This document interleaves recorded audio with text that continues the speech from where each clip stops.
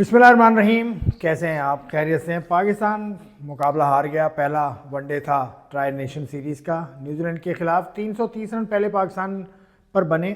उनकी एक कहानी है, पाकिस्तान ने आउट तो कर लिए थे, 4 आउट कर लिए थे 134 रन पे, लेकिन उसके बाद फिर पार्टनरशिप बनी, सेंचुरी भी देखी हमने, 80-81 रन भी बने। तो पाकिस्तान को बॉलिंग में ऐसा लगता था कि स्पिनर की कमी महसूस हुई। बबरार ने आउट किया था पहले, उसके बाद फिर आगा सलमान भी बॉलिंग कर रहे थे, लेकिन पाकिस्तान के पास फास्ट बॉलर इंजर्ड भी हो गए थे, एक हारिस रऊफ। तो उसके बाद फिर पाकिस्तान ने जब चेस करने गया, पाकिस्तान तो सिवाय फ़खर जमान के 80+ उन्होंने बनाए, 40 के करीब आगा सलमान ने बनाए। उसके बाद पाकिस्तान के बैट्समैन स्पिनर्स का जवाब नहीं था। न्यूजीलैंड के जो स्पिनर्स थे, सेंटर हो या उनके अलावा ब्रेसवेल हो या और तीसरे स्पिनर हो, उनके स्पिनर्स ने डोमिनेट किया।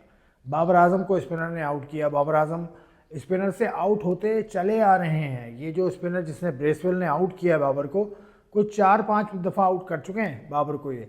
तो ये इससे कतई नज़र पाकिस्तान ने इस शिकस्त से पाकिस्तान को क्या सीखना चाहिए, क्योंकि एक मौका और है, एक मुकाबला और है कि जब आप इससे पहले चैंपियंस ट्रॉफी की स्क्वाड में तब्दीली कर सकते हैं।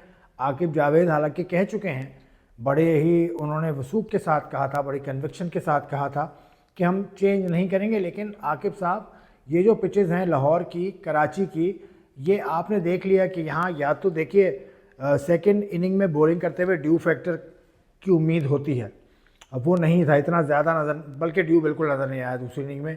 कंफर्टेबली न्यूजीलैंड के स्पिनर्स बॉलिंग करते रहे, तो ड्यू का फैक्टर नहीं आ रहा। दूसरा, कराची में तो ड्यू बिल्कुल नहीं है आजकल, बिल्कुल फ्लैट मौसम है यहाँ पर। लेकिन पिचेस देखें, बॉलिंग के लिए साजगार ज़रूर है, लेकिन स्लोइश बॉल के लिए साजगार हैं।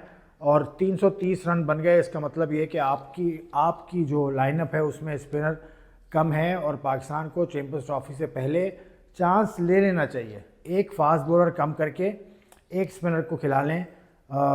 जो भी स्पिनर अवेलेबल है, जैसे सुफियान मुकीम अवेलेबल हैं, और भी स्पिनर अवेलेबल हैं, एक स्पिनर आपकी लाइनअप में और होना चाहिए। 2 spinner, 2 fast bowlers will be enough फिर, क्योंकि एक और स्पिनर आपको आगा सलमान की सूरत में मिल जाता है, तो आपके पास 5 बॉलर्स हो जाएंगे। फिर आपकी बैटिंग लाइनअप आपको मालूम है क्या रखनी है। लेकिन ये पाकिस्तान ने जो पहला मैच खेला जिसमें शिकस्त हुई, इसमें सूरत हाल ये है कि पाकिस्तान को कॉम्बिनेशन बनाने में मुझे लगता है चैंपियंस ट्रॉफी से पहले मौका मिल रहा है, तो इसका भरपूर फ़ायदा उठाएं। बाकी जो बैटिंग हुई वो आपके सामने है, मतलब आउट हो गए opener.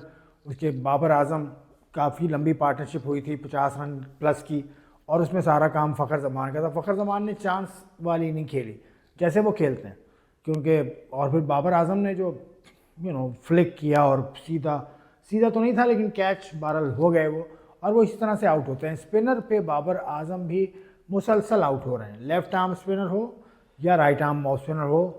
He has been clueless over spinners lately. तो ये भी सूरत हाल है। बाबर के अलावा भी कोई भी बैटर, फ़खर जमान को भी गेंद फंस गया ना, LBW फ़खर जमान भी हो गए, उसके बाद फिर आगा सलमान भी हुए, और सो ऑन सो फोर्थ। लेकिन पाकिस्तान के पास ये मौका है कि अपनी आउटफिट को आप देखें, चैंपियंस ट्रॉफी में इन्हीं पिचेस पर आपने इन्हीं टीम्स के खिलाफ खेलना है, तो अब आपको अपना कॉम्बिनेशन बनाना होगा। मैं फिर कहूँगा कि पाकिस्तान को स्पिनर की ज़रूरत है, और पाकिस्तान को स्पिनर शामिल करना चाहिए।